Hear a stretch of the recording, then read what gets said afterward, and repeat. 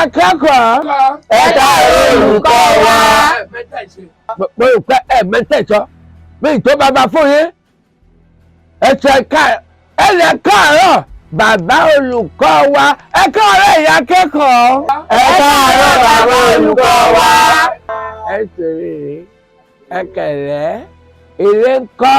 Àwa dáadáa. Àwa ká àwọn àkàsórí kan ní ìṣe. Ẹ̀fọ́ egúngún. Ẹ̀fọ́ egúngún. Ẹ̀fọ́ egúngún. Ẹ̀fọ́ egúngún. Bífọ̀ ọlọ́bọ̀nbọ̀n. Bífọ̀ ọlọ́bọ̀nbọ̀n. Bífọ̀ ọlọ́bọ̀nbọ̀n. Bọ̀nbọ̀n. Bọ̀nbọ̀n. Sífọ́ọ̀sì sọ́ọ̀sì. Sífọ́ọ̀sì sọ́ọ̀sì. Ọyọ sífọ́ọ̀sì sọ́ọ̀sì. Sífọ́ọ̀sì sọ́ọ̀sì. Bífọ̀ dùndún. Bífọ̀ dùndún. Bífọ̀ dùndún. Bífọ̀ dùndún. Ẹ̀ka ìrẹ́ ẹ pàtẹ́wọ́ fúnra yín. Ẹ̀kẹ̀rẹ́ ó yẹ jẹ́ ká kọ orin àpilẹ̀kọ wa ní báyìí 1, 2, 3 go. Ààrẹ ìṣòro pàṣẹ. Ẹ dákẹ́. Sẹ́yìn la ní ká má kọ ní ìsìn. Sẹ́yìn la wà má kọ ní ìsìn ẹ gbọ́rọ̀ yìí. Nigeria will head to the goal. Nigeria we heady.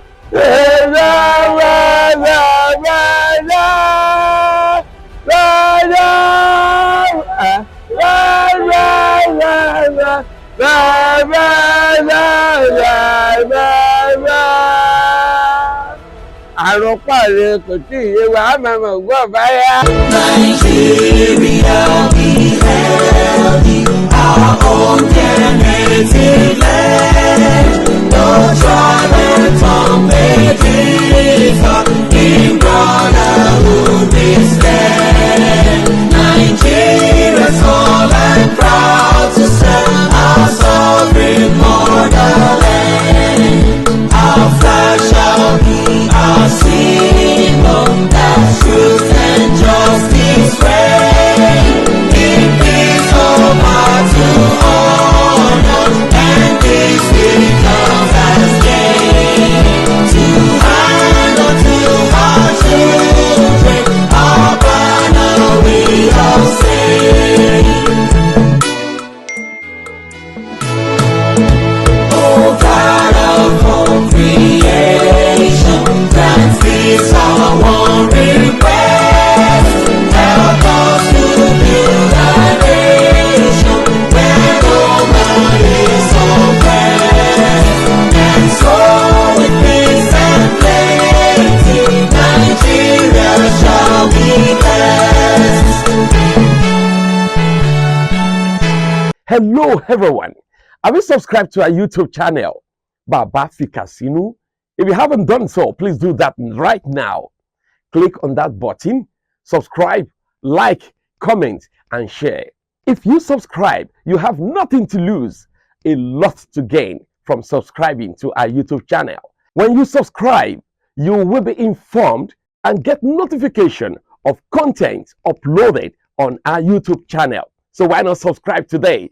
Thank you very much for the unflinching love and loyalty. We appreciate you. Ẹ lọ subscribe o. Ìwọ tó bẹ̀ tí subscribe o. Lọ tẹ̀ báyìí ni o. Bàbá Fikasinu kó o lè mọ ìrí gbogbo tá à ń ṣe o. Àbá ọ̀gẹ́tì ọba ti subscribe o. Ọmọ gba notification. Ṣọ̀gọ́ ẹ̀ ṣàdúpẹ́ o. Àmọ̀ lóore o. Mo fẹ́ lọ jẹ ká.